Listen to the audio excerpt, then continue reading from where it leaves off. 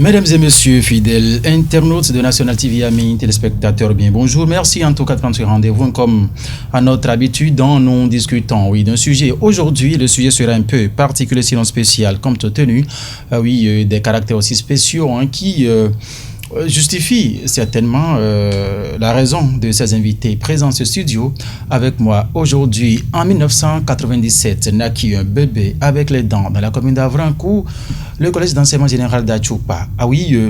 Est né il y a plusieurs années en arrière. Durant le temps, il a réussi à former pas mal d'élèves qui aujourd'hui se sont retrouvés afin de porter un coup de pouce à cette école qui leur a tout donné. L'amicale des anciens élèves du CEG à Tchoupa. Nous allons parler justement de cette initiative en cours d'organisation dont la tenue effective aura donc lieu le 21 décembre 2024. Ici en studio avec moi, Dr Pierre Tovioudji Benouko, professeur d'université à Parakou, bien présent avec moi. Bonjour docteur. Oui, bonjour monsieur le journaliste. Comment se porte Tovioudji et toute l'équipe de Parakou? Oui, je me porte très bien et tous les gens de Parakou se portent bien. Et voilà, tous les gens d'Avrancourt aussi, d'Achoupa, de Ouaro, tout le monde se porte bien. Merci de répondre présent à cette invitation, docteur. Oui, merci à toi aussi. En face de vous, c'est Ruth Rose Okoya. Elle fait partie également de ces éléments pions qui, en tout cas, travaillent d'arrache-pied afin que l'événement ait lieu. Ruth Rose Okoya, bonjour. Bonjour, monsieur le journaliste. Parlez un peu plus haut, s'il vous plaît. Comment vous allez? Je vais bien. Super. Alors, vous êtes, comme j'ai l'habitude de le dire, dans les coulisses, la seule, sinon ce seul, qui pimente agréablement bien toute une équipe composée pour la plupart des hommes. Pour vous, c'est facile? Bien sûr, j'adore bien l'ambiance qui règne autour de nous. Ah bon? Je rappelle que Dr Pierre Tovioudji, c'est lui le président de l'amicale des anciens élèves du CEG à Tchoupa, c'est dans la commune d'Avrancourt. En ce moment, Ruth Rose Okoya en face de lui. Aujourd'hui, c'est donc elle, la secrétaire générale adjointe du comité d'organisation qui pilote en tout cas ce qui se prépare activement avec au secrétariat Pyrrhus Agbodjogbe. Dr Pierre Tovioudji, nous allons démarrer par vous tout de suite et maintenant. Dites-nous un peu qu'est-ce qui se prépare en tout cas au sein des anciens élèves du collège d'enseignement général d'Achoupa. Merci monsieur le journaliste. Votre caméra est en face de vous. Actuellement, l'initiative est née. Il y a une initiative qui est née pour pouvoir surtout aider le CEG Achoupa. Donc il y a les anciens élèves du CEG Achoupa qui ont mis sur pied cette initiative de retrouvailles de ces anciens élèves et pour pouvoir se retrouver, fêter et aussi à la fin pouvoir aider le collège compte tenu des fonds qui vont sortir de ces retrouvailles.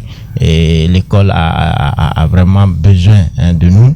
Et ils ont besoin des tables bancs, ils ont besoin des mobiliers, ils ont besoin des salles de cours et autres. Et nous ne pouvons pas rester en marge de ça.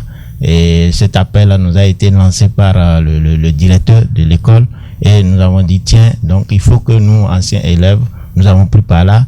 Le CEG nous a tout donné. Et donc nous ne pouvons pas rester en marge. Il faut que nous fassions quelque chose pour aider ce collège-là. D'où est venue l'idée de faire ces retrouvailles et que nous sommes en train de préparer activement et c'est pour le 21 décembre 2024.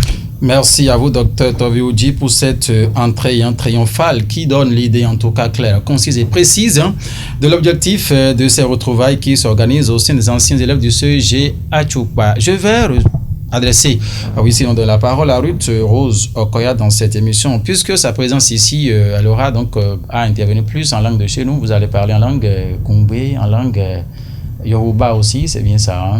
Avant ça, on fait rapidement la régie pour suivre cet extrait, juste on revient.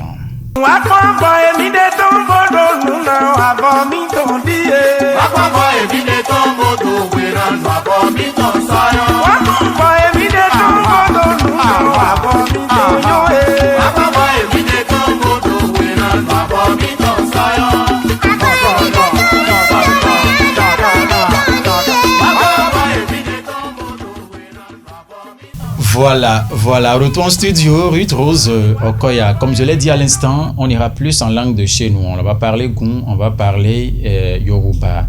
Maintenant, personne Gumbedi, à mi-temps, mais quoi, bon? Ho et ni ho d'infie, bon, mais pour y d'infie, et de ho do. Ho deji to yo me da ho a chupaton iya te me dona mi bodi na docteur puis to bi uji do wai e te we no to ayi me na nkoton e fitel ni lo e trombo do wa podo e ten ko ku to me no zero ayi me ina che kan ba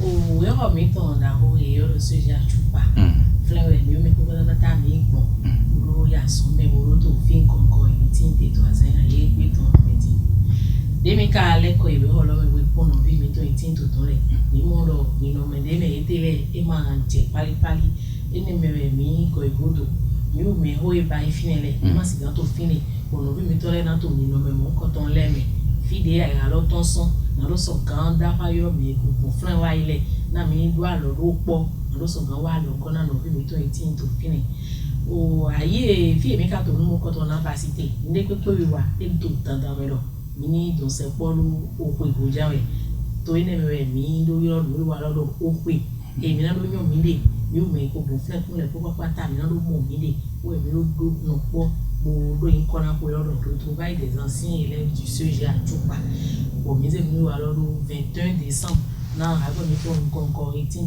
to me to de bo mele yin lo so kan ko ba no po he mi bo no wa lo na bi ba si to 21 décembre 2024 azan ko no poto son yo to ko mitin tira tonto fie ba si fite mi yo na do ko mo nko tonto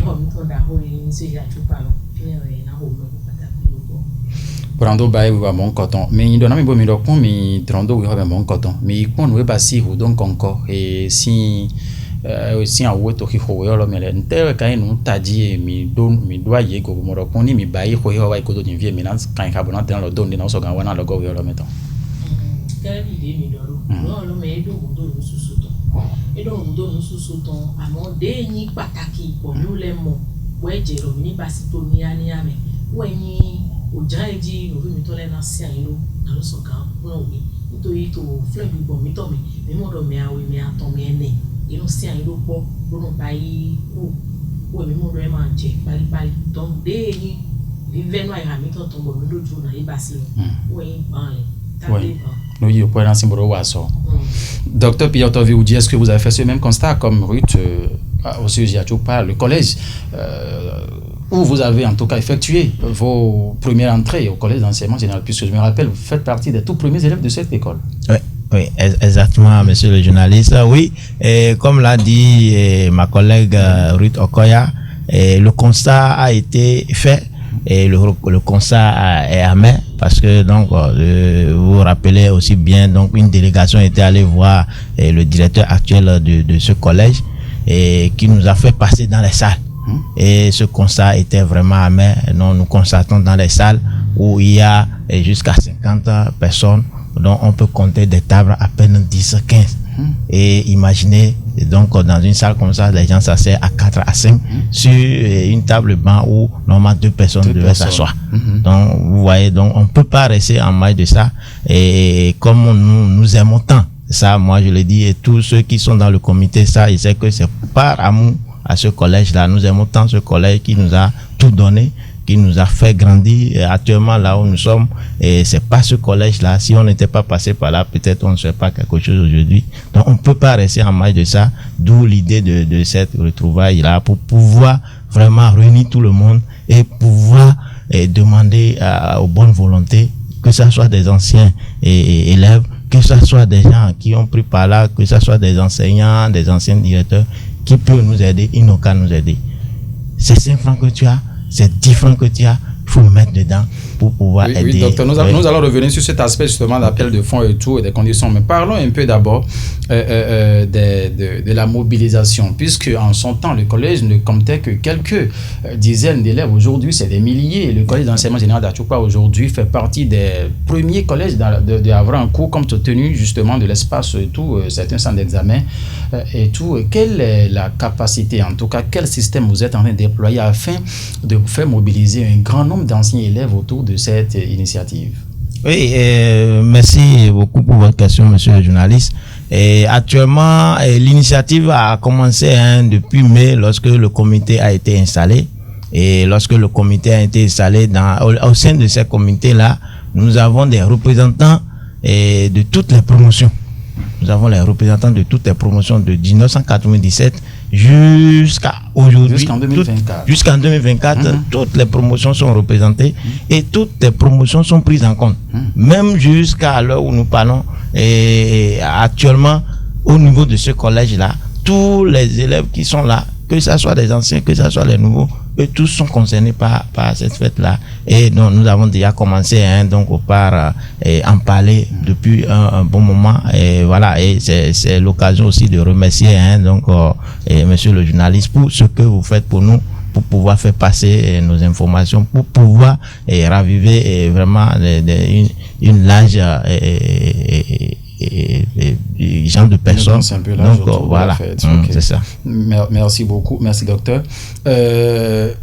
Les conditions sont réunies aujourd'hui. Quand on parle des retrouvailles, c'est assez de dispositions. Docteur Pierre Tovi-Oudji, nous allons revenir à vous tout à l'heure, en tout cas, parler un peu des dispositions qui sont en train d'être prises afin que la fête soit belle le 21 décembre au Collège d'enseignement général d'Achoupa. Dispositions, sécurité, dispositions, en tout cas, tout ce qui concerne l'organisation. Nous allons revenir à cela avec vous. En attendant, faisons un tour rapidement. Voilà, maman qui... Bon, deux groupes, excusez, maman...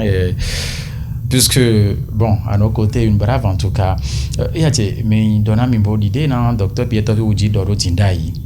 Oh, yedo hudo, mi monokron jego, boy, na wa bonle, mi donna mi bo, nan koto, mi kato bi bayi, boni, vena yo me bayi, me, uyo me viko, uyo me achokpa tonle, toligbe, wona, uyo me lo ye kreye, uyo me dayi, uyo me beto, uyo me vi cheli de to flen, amogbe dinvie, ek boloada, uyo me da to, mi mame avran kutome, nan koto, mi to bi bayi, bon.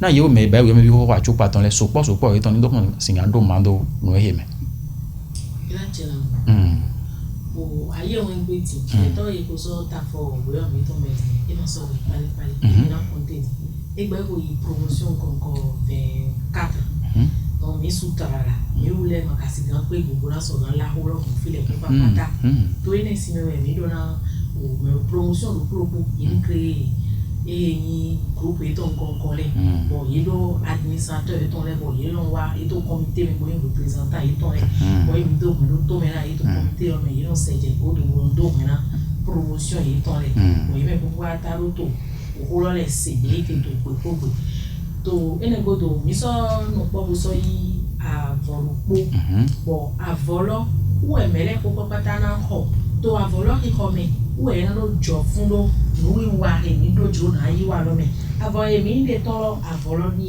to lo eno o so je acho ganji o mi sa avolo ni apo foto ko to e lo ki come ou emele ko pata na jo fundo lui wa lo me ni avo to apacho ko jo ya wa ko bi akoto igwa lo na mo lo mi jane ni ma so gbe imele to so do alogo alopalopa de to pe ran lo gbo na mi so kan ba si ni ba igbe mi ja ni bi alo mi ton to mo bi o to si alo mo ku me to mo bi o mi to yiro mi yo me bi e ba iso ya tu pale to pata e ti to fi de pe to le pe me ati de mo we to dija si me to kan le pe me ti bi ana lo mo bi pe to go le e do to e boto bibio na ni so no wa alugona ye ni de ton ni mi mon ko je ko mi ton go ya mi ton e ba ido kon ko jode matin bo mi gba na mede ye ni do so gando mi mando ko mon ko ton me ko ho avolo ni ho avolo ye odo mi mande me jani ho do mi teni ya ka bi na wa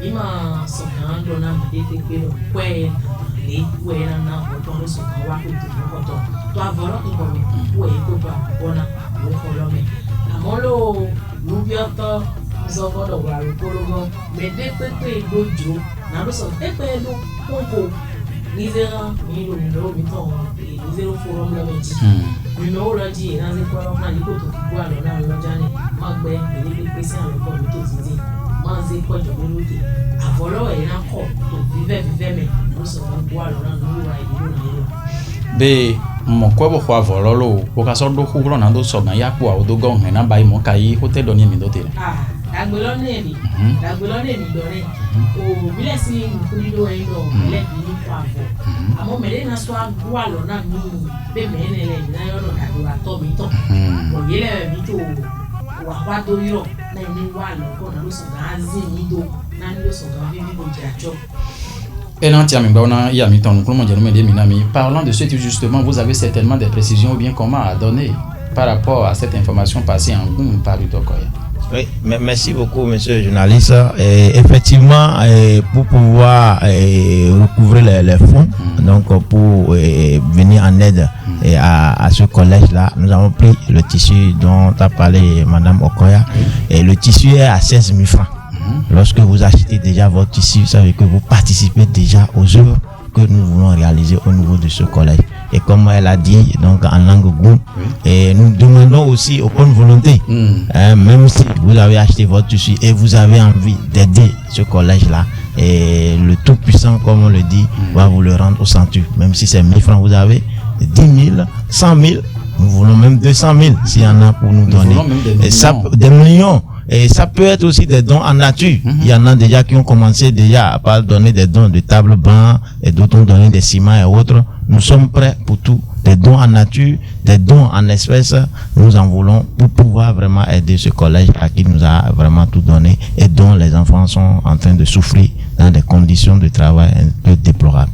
Restons toujours avec vous, Dr Pierre Tovi-Oudji, pour parler des dispositions sécuritaires prises pour la bonne tenue de cette fête le 21 décembre 2024 à Tchoupa. Dites-nous un peu, est-ce que toutes les dispositions ont été prises, puisque aujourd'hui on ne restait pas sans savoir que c'est un pays très bien ordonné, très bien gouverné et que tout doit rester suivre en tout cas une logique.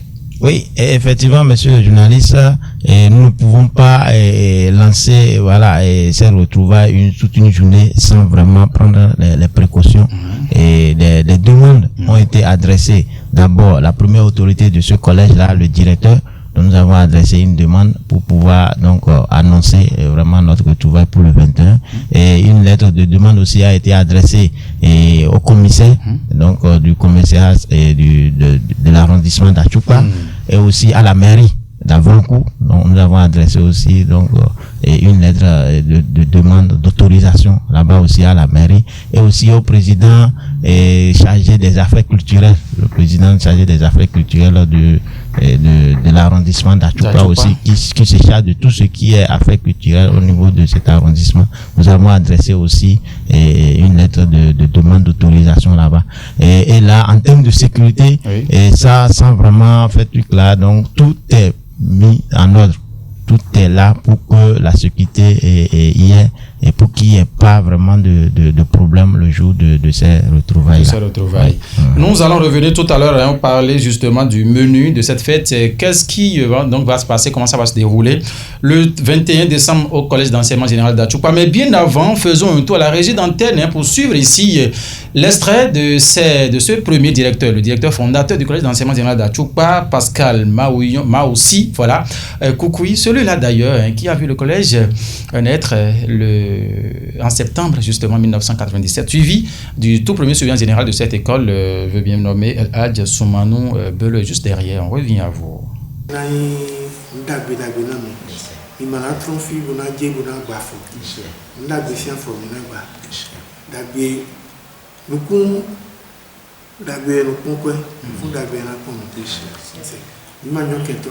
Mais donc nous mettons nous pointons les agneaux. On a donné, nous donnons mieux aussi. Nous pointons ça quoi, mettons les. Donc personnellement, je suis comblé, je suis heureux. À ce terme, nous avons le coup. Vous avez pris une très bonne initiative. Et quand ça se passe comme ça, vous pouvez avoir le soutien de l'Éternel Tout-Puissant. Il n'a rien à parler. Il n'y aura rien après lui, c'est lui qui est l'alpha et l'oméga. Si vous confiez à lui, cette initiative-là va réussir. Je vous avais dit la dernière fois qu'il faut mettre de côté personne. Il faut faire avec tout le monde, quel que soit le statut de tout un chacun. Ça se gère seulement et tout ira à pied. Parce que quand on veut réunir un grand nombre comme ça, là,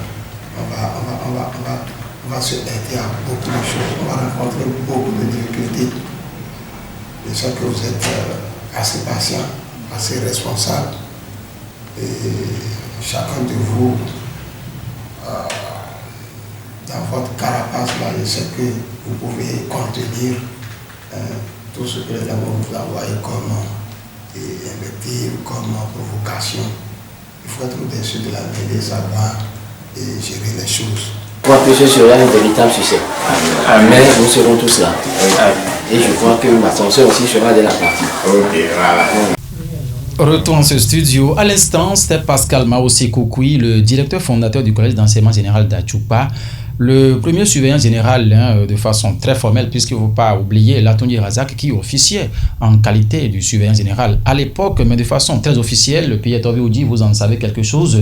Latonyi Razak, il était là en son temps, voilà, avec son petit bâton, mais c'est ton nom à l'époque.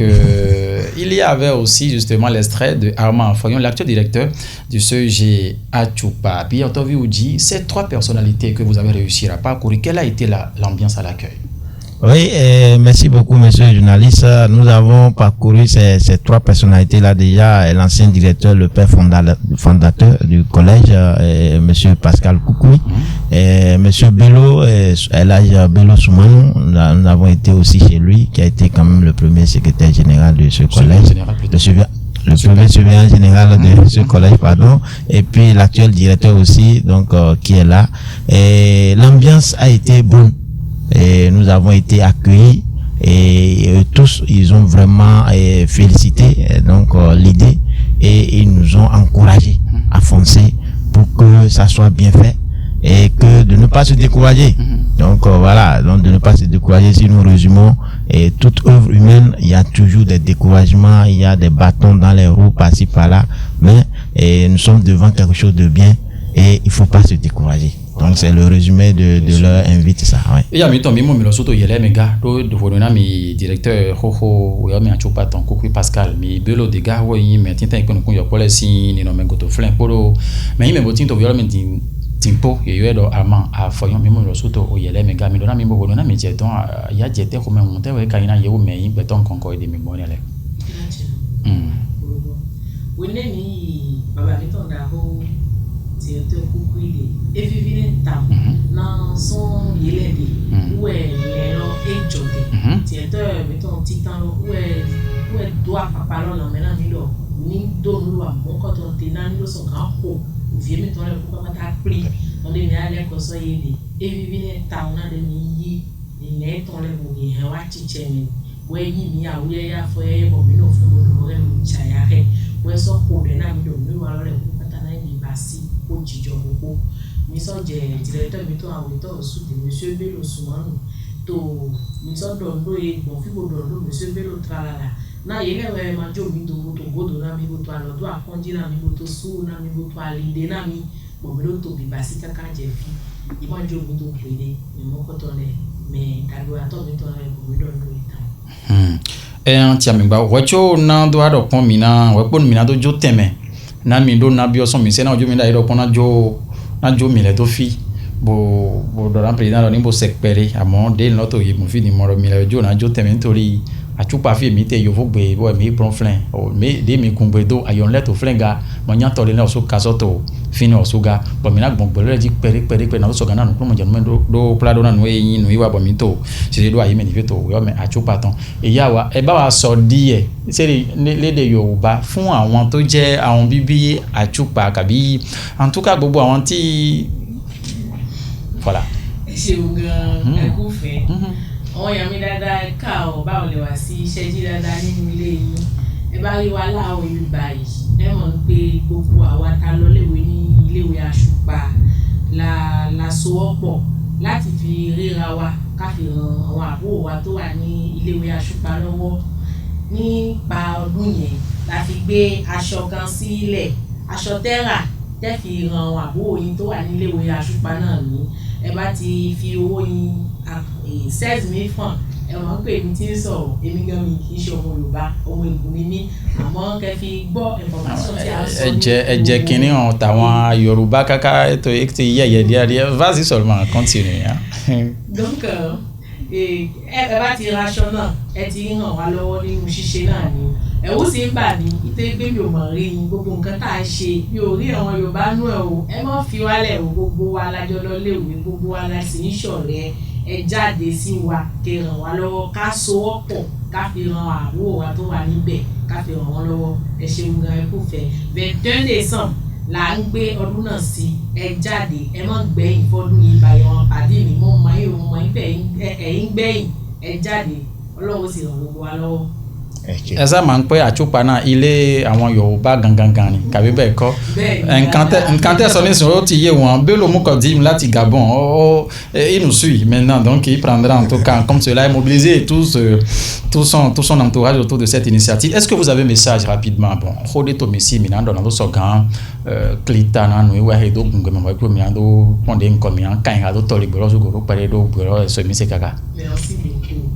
Et coach manahu gan na lo so gan vemele ku na ilu so gan pon awon o bo wa mi wa so lo to alo kan lo po me èyí kó àvọ̀lọ́ nítorí mi máa gbà kọjọ lé pépé náà mi ní tó àvọ̀lọ́ sí ìyọ̀ mi kó ẹ̀ náà ló bọ́ àlọ́ náà mi ló sọ̀rọ̀ wà lórí abẹ́ mi jà yìí mi kó àvọ̀lọ́ ṣoṣo ẹ̀nà bọ́ àwòkọ́ náà mi ló wà lórí abẹ́ mi jà ẹ̀ mi jà lé mi kó àvọ̀lọ́ mi dé pépé sọ́dọ̀ àlọ́bọ́ dé pépé mi yírọ̀ mi gbọdọ̀ sẹ́bọ̀ ló trésorier général mi tán àlọ́ mi tán lẹ́tọ̀ nouveau náà lọ gọ́dé pépé tó àdùn síbẹ̀ àsọ̀ àmì ọ̀yà àsọ̀ òwúrọ̀ àsọ̀ òwúzẹ̀tẹ̀ ìgbó àlọ́ náà lọ bí mi 20 tó fẹ́ ṣòro ẹ̀gbọ́n ọmọ kásọ̀ náà jó mi dó nítorí mẹ̀dẹ́ ìdílé náà lọ́dún kó dó mẹ́ ẹ̀nà ìpolẹ̀ kó pápátá wọ̀ sú ẹ̀gọ̀ gẹ̀rẹ́dó ìmì ìgbó àlọ́ náà lọ bí mi 20 tó fẹ́ ṣòro ẹ̀gbọ́n sọ́gbó àlọ́ náà mímúlẹ̀ ọ̀sùn tó mọ̀ mi tán lẹ́nu iná ń ṣe náà mi gbà ó.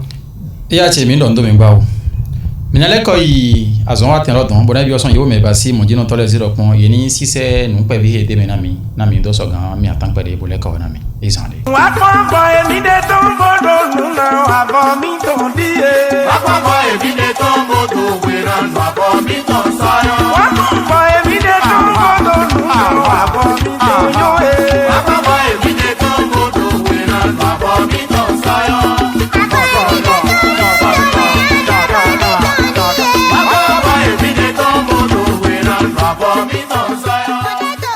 Voilà, merci. Retour en studio. Cette fois-ci, pour s'essayer en langue locale, Toligbe. Ah, Eyamon. Les numéros à composer 96 00 59 50 96 05 98 14 40 30 23 74 précédés de 01 01 01 partout sont donc ceux que vous allez composer pour entrer en contact direct avec le comité d'organisation. C'est retrouvé au collège d'enseignement général d'Achupa. Revenons ici en langue nationale Toligbe. Patrice Midengui, Minkwabo. Biewa akwa ba hento titoloton. Yo me ba yo me vi ho yo me da ho Achupa ton. Ajama mi dodo. Ni dondo mi trala. Na ibi walo o grade. Ndo do mi to monso. Do azu mi wa do ologo. Mi je me aso awon mi to mi yo.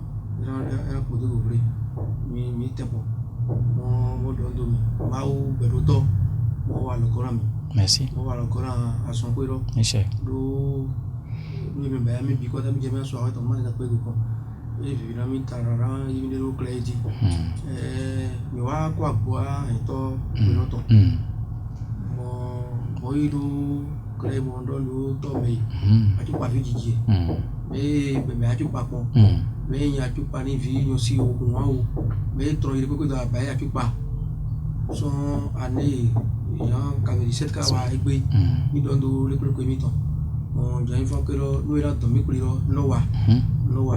Do ìjà ko yo o ìtàn do to peto pri do po me o gba do ma mo kan mo pe pa ìbọn o le an so mo mi de ni o mi an po mo do le pe mi to yin folo mi ni keke mo ya to mi pe lo wa no na do mi pe lo wa lo am mi de son li len de mi ze son na mo ijojan na mi ba ijan kaka nton ko do wa mo me ngore mo e jo e mi yin folo pe mi bi oni son compte mais il ne le temps les ne le attend au briller il n'a pas eu de directeur tout le temps il a déjà monsieur Kokoui Pascal et il ne le temps quand bien te quoi il y a mais do il a même pas mi de gbe ti yo me so mi do yin lori gbe mi ko la yo me o mi mo nde ko kun to po mo wale bla mvre mi no ye ni vie fo ni bi te bi e ko ni lo wa mo fo to kun ore ne gbe ti yo ni ma ko fo to kun ne ba kan na nu a taji e bi ona mi do fo mi atempo o mo mi le mo no po ni alo ko le lo mo na yo me lo ni wa o jan ji vie fo si an to kun we o mi nya mo mo wa de bla mvre o jan ma si ba kan o jan ma si ta bo ti ma de nya mo beto ene aton si alo jare ko ji e wale blanu o janaro mi awira ga sin di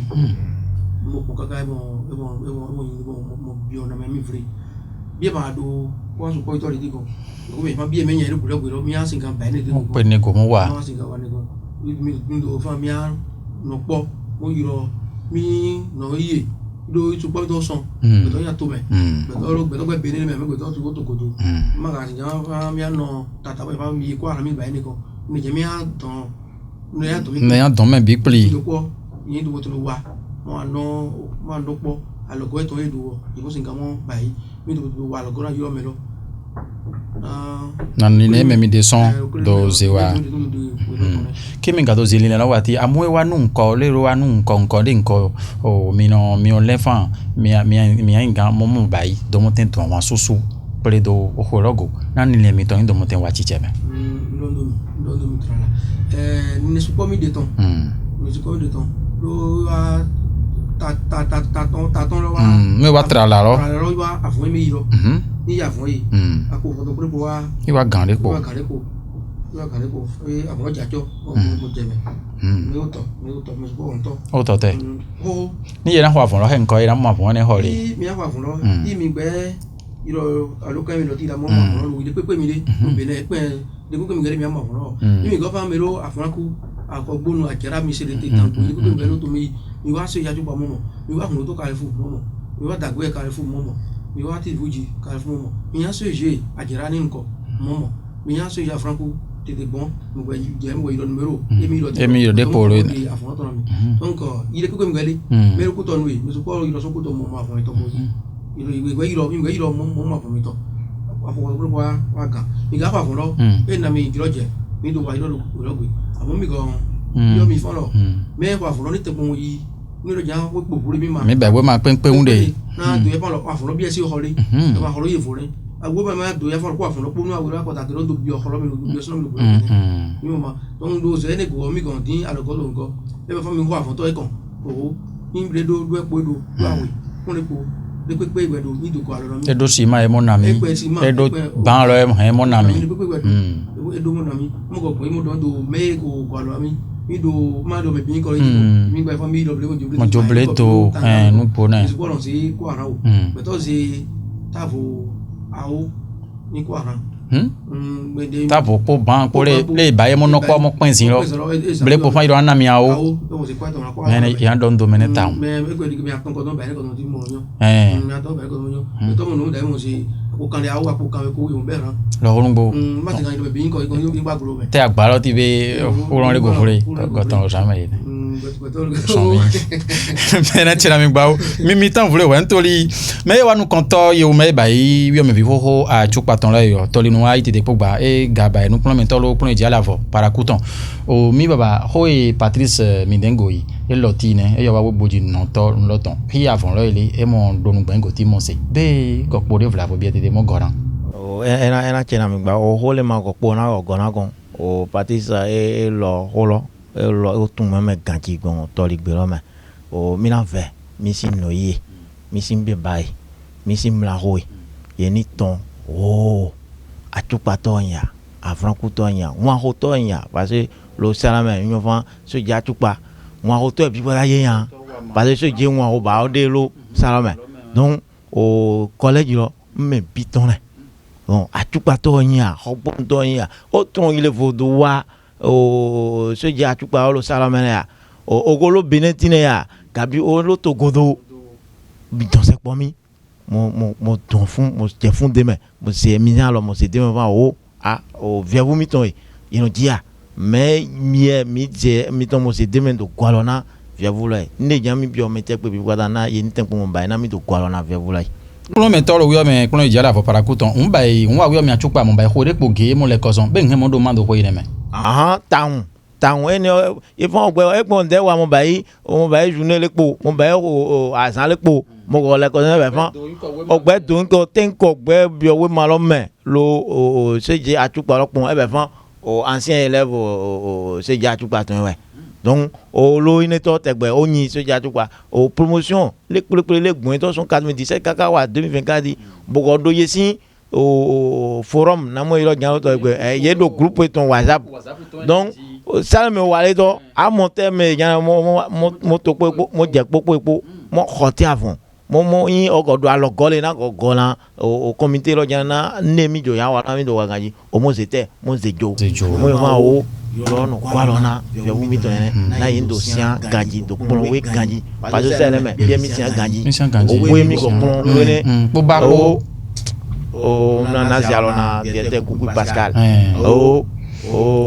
adegbidi amilu le no ro gan lo metan mi zialona yi tatunji razaki mi zialona mele yete mo ye komigi mais mi odugbe ton egbe ena tira ba o mi baba o toba na mina ba yan di hole mi do tina do krita kun anu wa mi ton egbe lo tori gbe ma ma do ko kakari ba na do mi agbe go fa o mi na do ye so mi o se gbe mi to ki me do do fa so mi wa mi tempo mo do la no mi to mi bra we e be ko aju pa e kon bi mo lo e fe ni tempo ini kwa lo la ko yo ini ko do na re ni ko ko de fa lo pe ni ko me bi ni mo ko mo ida lo ko be ara ni ma fu lo ko me ko ba yi no mi to ye ko ya fo ni ko je ko na mi ini no mo da mo be mo de so ki na mi mo ja jo na lo ko ya aju pa to nǹkan yẹn afọlọ́kùtọ̀ nǹkan yẹn àwọn mẹ́tò bẹ́ẹ̀ tó gbìtọ̀ tó lórí ẹ̀bẹ̀ àti yọ̀ọ́ mẹ́tì ẹ máa ń gbé yẹn kó mẹ́kọ̀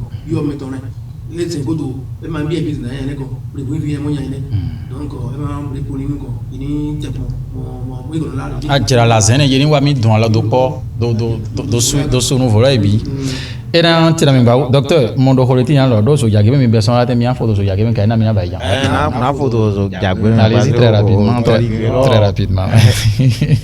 do tori gelo non il y a so vrai gon yo fo gbe donc merci beaucoup monsieur le journaliste et avant vraiment de conclure je tiens sincèrement à vous remercier c'est votre chose mais onunyu miton to gancho yemogo dokuna emokpeme yemogo dokuna me donc no mélanger mon toligbe podo yo awepe na do donc je vous remercie beaucoup pour vraiment vous nous aidez beaucoup pour la communication et je tiens aussi à rappeler donc je lance un appel à tout le monde que ça soit les anciens élèves du CEG, les actuels et ceux qui connaissent le CEG, ceux qui sont de Ouaro, de Atchoukpa, de Avrankou et qui ont de bonnes volontés pour nous aider, les contacts sont là. 96 00 59 50 et vous pouvez nous appeler le numéro du TG 96 14.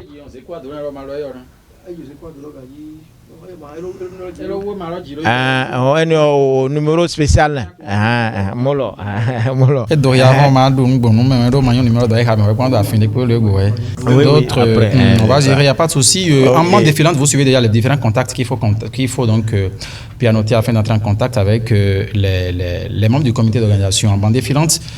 Merci docteur, c'est bon oui, merci beaucoup, c'est vraiment gentil de votre part et c'est votre chose, mais vous nous aidez beaucoup pour pouvoir que donc tout le monde soit au courant de l'événement et je pense que nous allons prier le bon Dieu, les membres de nos ancêtres pour qu'il nous assiste ce jour-là, pour que la fête soit belle et que les réalisations soient faites et ce que nous espérons le plus. Voilà. Merci. Merci à vous et la fête sera belle. Merci au président du comité de supervision de cette organisation, le capitaine Marcelin Ali Khonou, qui, malgré sa position, sa distance justement, contribue activement à l'organisation de cette fête, sans oublier tous les autres aînés du collège d'enseignement général d'Achukpa.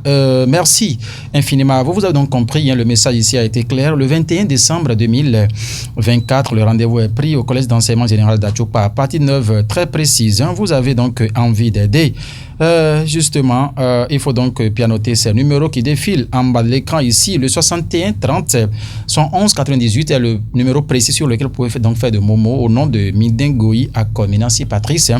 Pour vous qui avez donc envie d'apporter un coup de pouce à cette initiative. Merci en tout cas de nous avoir suivis. Je suis resté votre humble serviteur devant ce micro. Dr Pierre Tovioudi, président de l'amicale des anciens élèves du CEG Achukpa. Il était en ce studio avec moi. Ruth Rose Okoya. Ah oui, l'active d'ailleurs, qui en tout cas revigore, qui requinque en tout cas avec sa manière toute cette panoplie justement d'hommes qui l'entourent dans le comité. Secrétaire général adjointe du comité, c'est elle qui vient juste après Pyrrhus Agbo Djogbe. Patrice Midengoï, c'est le trésorier général. Il est intervenu ici en langue locale Tori. Vous avez donc compris le message.